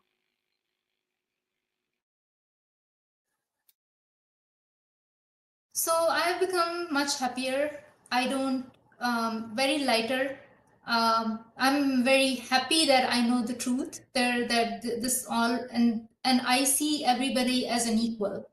And I have become like beyond borders, beyond like a global mindset, where the hate has gone. There was a lot of hate when we were growing up, Hindus, Muslims, kafir, Jews, Christians, so that's all gone. Now I see everybody as an equal person. So, less discriminatory, just what religion makes you a hater. I have come out of it. And when people say, oh no, but Islam teaches you love, no, it doesn't. Like all your life, what you hear is Jews are this, Christians are this, and Hindus, oh, don't even talk because they don't have book. You're only supposed to have some soft corner for people of book, and Hindus are not one of them. So, it's a discrimination. I feel lighter. I don't have to waste my time in, prayers and doing all this activities, rituals that they're unyielding. They're not gonna bring up any results. I rely on myself. I know if I work hard, I'm gonna get the results. If I don't, there is nobody sitting there and accepting my prayers and doing the magic wand and make your sufferings go away. You see through people who are religious and they're all showing off, but practically they don't do anything, and you can just crack bullshit. That it just makes you lighter and happier and less of a hater, more of like accepting everybody, sees everybody like an equal human being. So that's what being non-religion does to you, and especially the LGBTQ community, that they are so marginalized because of religious hatred. And you see, like there are 10% people are always going to be, LGBTQ. Even animals, 10% of the animals are going to be, homosexuals. So homosexuality have always been there. It's just the religion makes us hate those people. They're just like a minority. We have to accept them, but we can't because of the religious mindset. There is this Zindagi. If you guys had a chance to look at it, it's very interesting. It touches upon so many things, and one of them is how Pakistan like intertwined with the religion. Like people can't think beyond the what mindset religion makes your mindset, and you can't just go cross that boundary. You draw a circle around you, and just you stay in the circle. The circle is invisible. But you don't cross that boundary, and basically it's a mental shackle. And coming out of Islam just frees you. So that's what I. Thank you. And yeah, exactly. I think, Madiha, I'm guessing what you're also experiencing is just like, it's so much easier being the authentic you. Like you said, you naturally are a very empathetic person. You're a lover, not a fighter. You're not bigoted, and you're not racist, and you're not anti-Semitic, and you're not all of these things that Islam had essentially forced you to be. And even like, this is such a small detail, but it means so much coming from a Pakistani background. Yes, the way you're taught to view Indian Hindus and the way you're taught to almost mock their beliefs and their religiosity and their religious sentiments. But if it was ever flipped the other way, Muslims can't stand it. But you're almost allowed, you're given a free carte blanche to roast their that hundreds of thousands of gods and the elephant head or the monkey or whatever. And, like you do see Muslims go above and beyond to mock polytheists because there's such a disdain for them in Islam. Obviously, that starts from Muhammad destroying the 360 idols in the Kaaba. So yeah, I'm very, very glad to hear that, Dr. Madiha. And it was not an answer that I was not expecting. I did have a follow-up question for you as well, though, because I did see a comment about it, and I think it's important we talk about this for a few moments. But thank you, Chandra, for your super chat and your support. It means the world, especially when you support ex-Muslim women who are full on like revealing their identity, like Dr. Madiha. You don't understand what happens in the background and the crap she has to deal with online. So thank you. Chandra is saying, more power to you, beautiful women with brave hearts. Keep educating and inspiring other girls. We will do our very best, Chandra. So thank you. But Madiha, my final, I promise you this is the final question, would be, do you sometimes, or I just want to know your thoughts on, do you ever feel like people who are religious and do have something like a sky daddy, Allah, to turn to when they're in moments of despair or they're feeling low?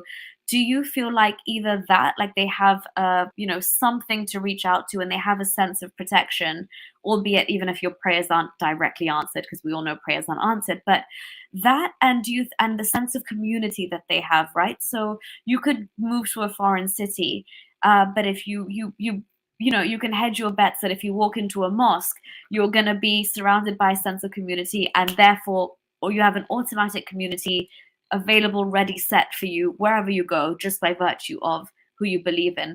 So do you ever think that we would struggle more because we have to deal with this like logically and realistically, and the only people we have to rely on are ourselves and other fellow human beings if we are vulnerable enough to let them in? Do you have any of those regrets or feelings ever, and how do you account for the lack of sense of community?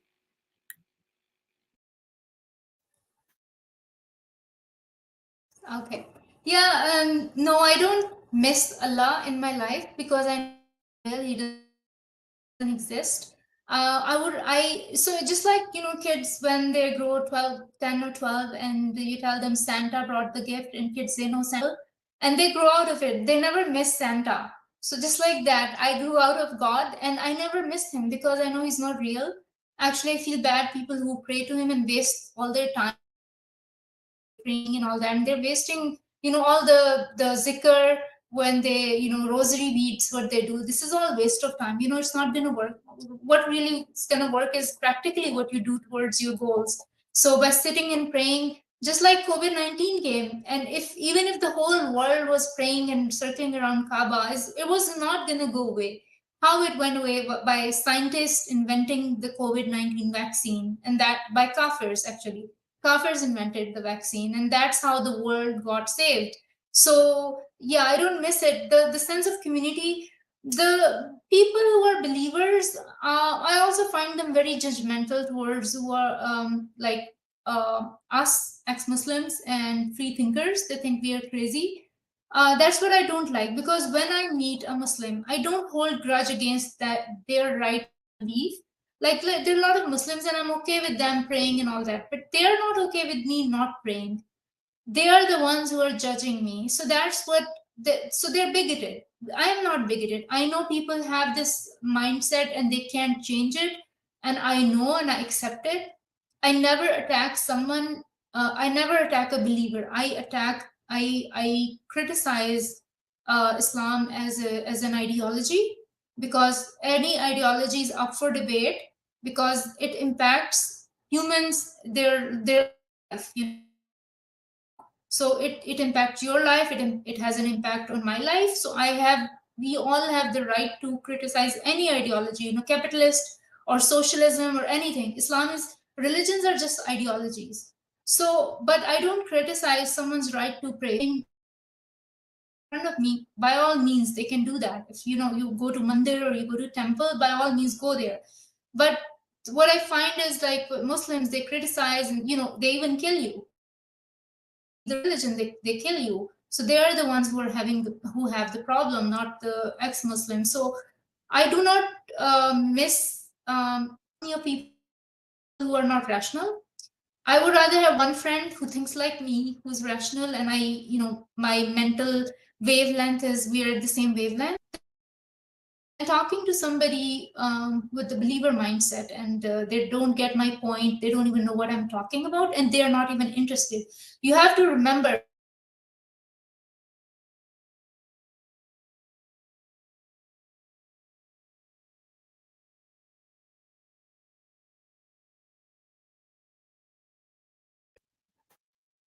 Oh, Madiha, sorry, I think you froze for a moment. You were, yeah. Sorry, it's my internet connection. I have to reboot it, I think. So that's what people they don't want to talk about it, and that's what the problem is. Because when my friend told me first time that she's an atheist, I did not shut her off. I was curious what was her stance, why she changed her mind. I tried to debate with her. I tried to change her mind, bring her back to Islam, the light. straight path, but I kept on having debate with her. But a lot of people have this irrational attitude. They don't want to talk about it. That's where the problem. So I don't miss these people. I'm fine. I'm alone with company of people like that. Yeah, thank you, Madiha. Sorry, people were like listening from the edge of their seats. So when you cut off, I was like, okay, thank God you're back. Not thank God, wrong word to use there. Apologies. Thank technology, you're back. And yeah, Atrex was also saying, as an ex-Muslim, I think the sense of community isn't quite real. I was constantly paranoid about revealing who I really was to other Muslims, and it made me feel profoundly alone. Yeah, I agree, but that's because I think at that point you've mentally left religion. So you're almost like the black sheep of a community that you're trying to blend into.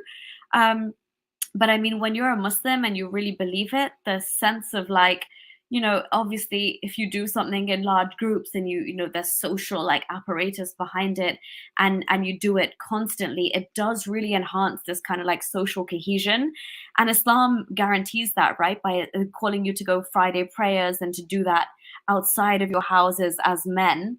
And then you form the ummah, and all of this stuff is like very much included in the manual of Islam, that you are a sense of community. That's why we say like, oh, people try and conflate Islam with racism, but you can't, because Islam is this thing where it goes beyond race to say you and I are more similar than we're not, regardless of what we look like, what we eat, where we're from, because we pray up and down 5 times in the same way to the same God, right? Not knowing all the pagan and Mesopotamian and Babylonian origins of that God, and also the moon and the pagan elements. But yeah, anyway, so I do see sometimes ex-Muslims grappling with a sense of loss when it comes to community.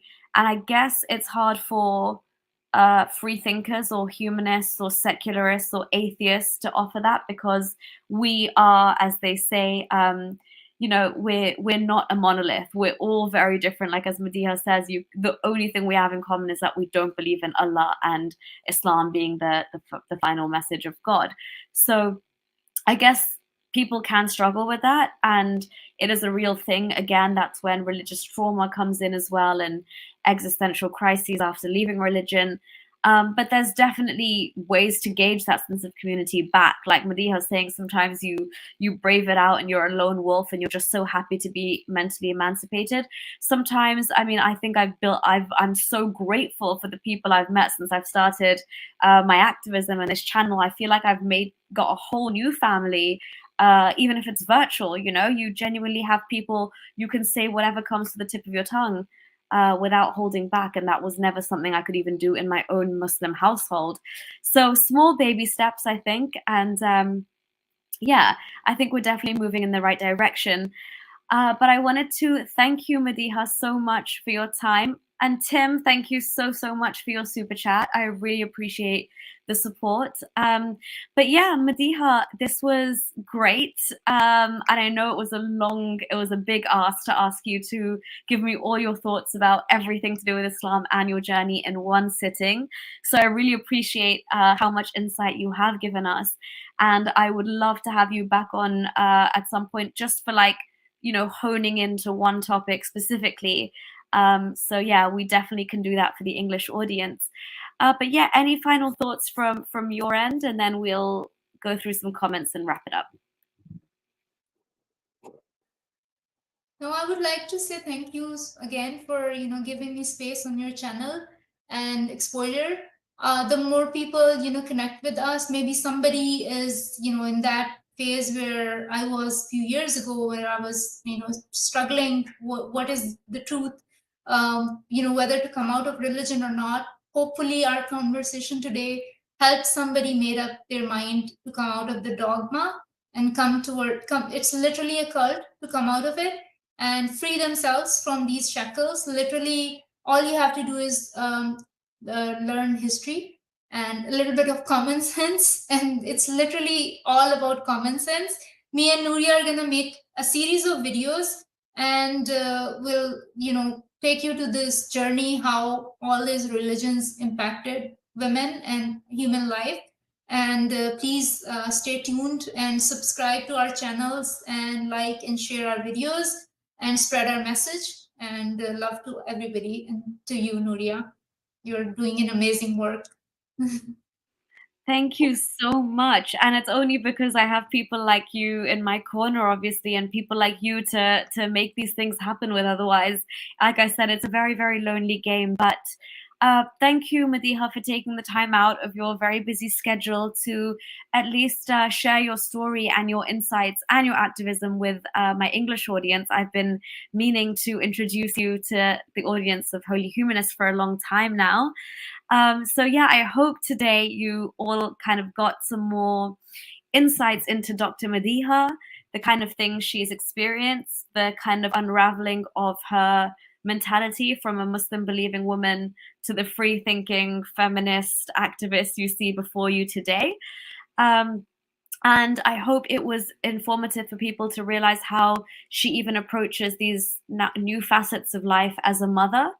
And how you pass on these learnings without coming across as, being too enforcing or domineering, because then we would just end up being like religious people or parents themselves.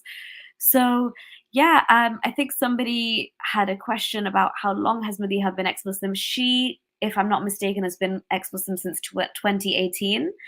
And yeah, do check out her channel, Madiha Talks. I've also shared it in the chat. I will show you guys again here on YouTube. If you speak Urdu, Hindi, please, if you know anybody that does, subscribe to Madiha. She also does like weekly or bi-weekly, I think, live streams now as well. She's more than happy to answer your questions literally about any topic under the sun, as long as you remain respectful. That's kind of like the only requirement, and I think that's a very basic ask. So thank you to everybody who was in the chat and keeping it lit. Haram Doodles, thank you for being here. And all of these jokes, I just starred all of these funny comments that I was reading as I went along. But yeah, thank you 85 as well for staying up and listening to us. Oh, and yeah, me and Dr. Madiha have talked a lot about financial independence and how women can help kind of get themselves in a more secure position so that they can leave if they are questioning religion and, everything is working against them. Completely agree with you there. And Lucas Liberty, I hope you're doing well. And Lucas is the shining example, by the way, Madiha, of a Pakistani ex-Muslim who moved away from their family and started a new life. And so kudos to you, Lucas. You're right. Don't forget about us guys and how hard it is for some of us too. That is true. And just because Dr. Madiha and I speak more about things from a woman's perspective, that in no way says that it's easy for men to leave religion or that they have it, much easier. That's not the case. Every individual situation is different. So Lucas, we hear you. And thank you for your support. And yeah, your everything you've gone through with Islam and getting out of it is just as valid. So yeah, please don't think that it dampens any one of your stories out there. But yes, thank you so much to everyone. Again, Madiha, we'll see you back here very soon, I hope. And let's continue to pave the way in Urdu. But yeah, Madiha, thank you so much. Bye, everybody who tuned in. And Madiha, once again, goodbye and thank you to you.